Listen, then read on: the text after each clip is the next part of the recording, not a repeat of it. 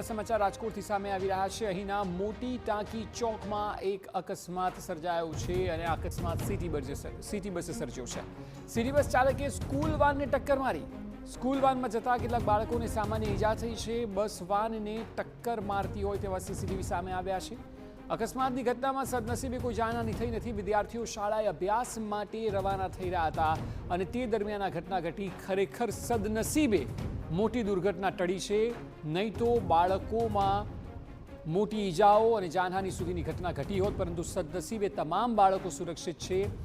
એક બે બાળકોને નાની મોટી ઈજા થઈ છે, પરંતુ જુઓ અહીંથી વાન જઈ રહી છે, બસ ચાલકે જોવાનું હોય કે વાન આવી રહી છે અને અચાનક તે બહાર આવે છે અને ટક્કર મારે છે। ખરેખર સારા નસીબ બધા બાળકોના કે કોઈને કંઈ થયું નથી। બાકી આ ઘટના એ મોટી ઘટનામાં પરિણમી હોત અને તે જ પ્રકારના સીસીટીવી પણ જોવા મળી રહ્યા છે।